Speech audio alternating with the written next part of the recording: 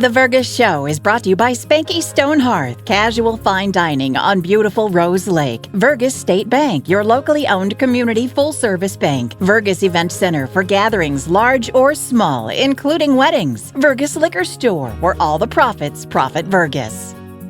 Make the right call. Call Hanson's, the most trusted name in plumbing and heating.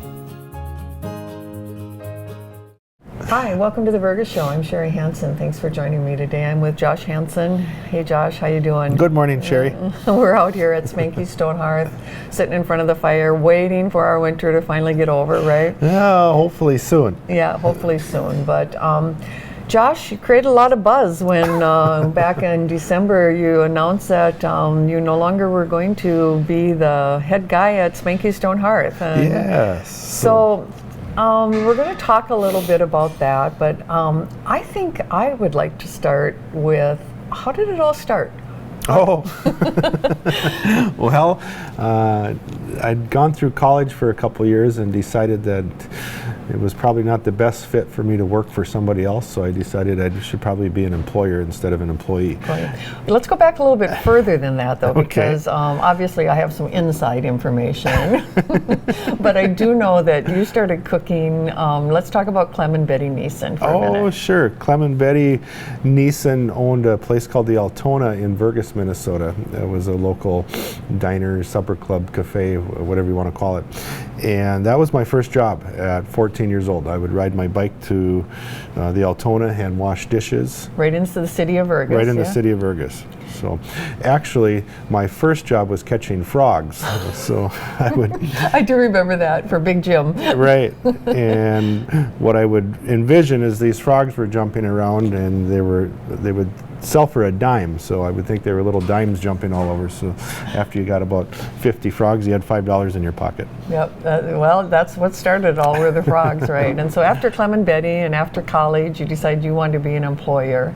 Yes. So I worked for Chuck Mingy for a few years through high school and had the opportunity to buy that from him and Brenda in 2005. And we took that opportunity, and that was, I think, May 1st of 2005 was when I purchased the restaurant.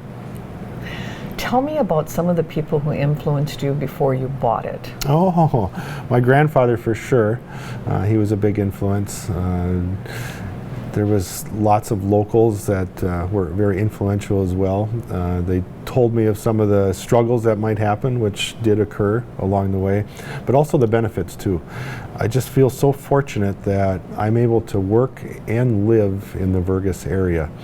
We see many people throughout the year come to this community and this area in general, Otter Tail County, Becker County, to play, but then they end up having to go back to work and live in other areas of the state or region or country for that matter.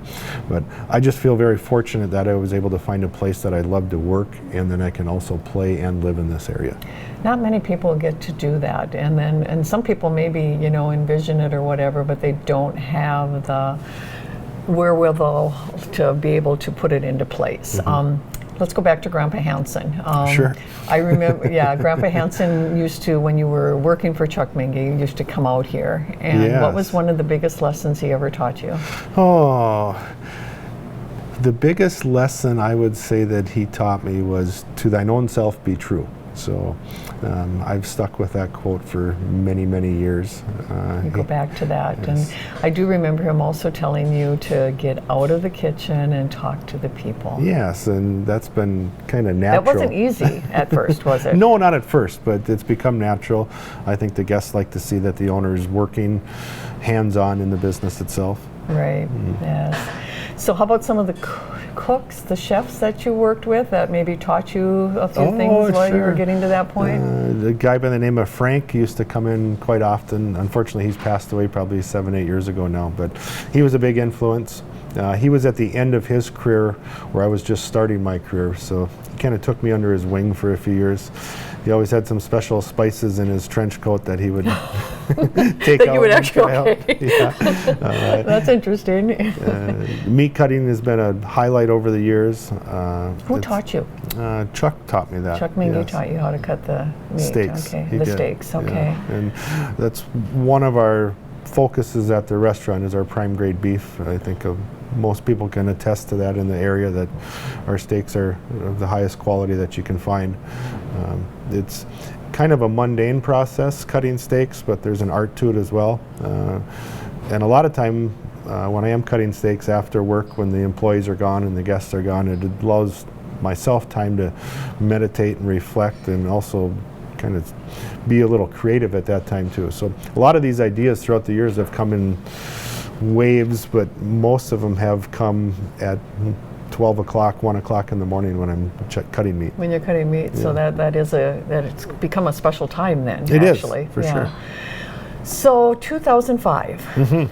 Okay, what was? I remember it. I remember you actually coming into my office and telling me that, I just realized I can't. I mean, how old were you at 2005? 25. 25. This 25-year-old is like, I can't work for anybody else, and so, and as your mom, I'm like, oh, okay. You can about imagine if when your son gets to be that age and he comes to you at 25 and says, you're going to buy this huge restaurant, you're going to make something out of yourself. Yeah, I had a vision. Thankfully, throughout the years and all the guests and all the wonderful employees we've worked with, that vision has come to light, and I think we've created a destination at this restaurant. People are proud to come here. The staff is proud to work here. I'm proud to have the staff that I do, because it wouldn't be possible without the staff. Right. So let's talk about the highs. What were some of the highlights of the last, so it'll be close to 20 years? 20 years almost, yeah, 19. The cookbook was definitely a high, right. For sure. That was fun creating that. I think just the fact that you get to meet so many people throughout this process, and they become your friends, your employees become your friends. There's just a lot of highlights there. Some of the highlight ideas. Oh, the ideas. The Trust Me was a fantastic idea. I was hoping you would say that, because I think that's really a good one. It's helped with inventory cost, for one. Right, explain the Trust Me.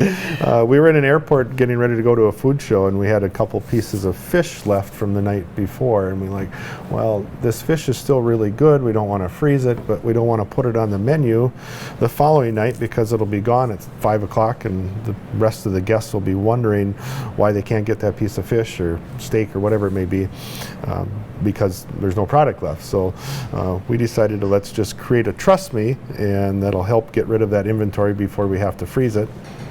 And that's how this culminated.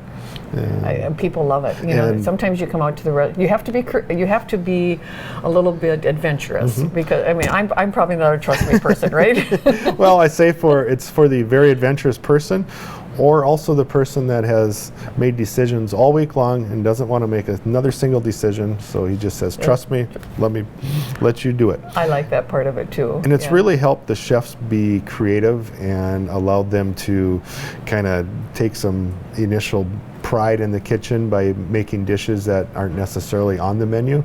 So that's been the biggest benefit of the Trust Me, is the pride that comes out of the kitchen with what they're serving. And it also gets the guests out of their comfort zone a little bit.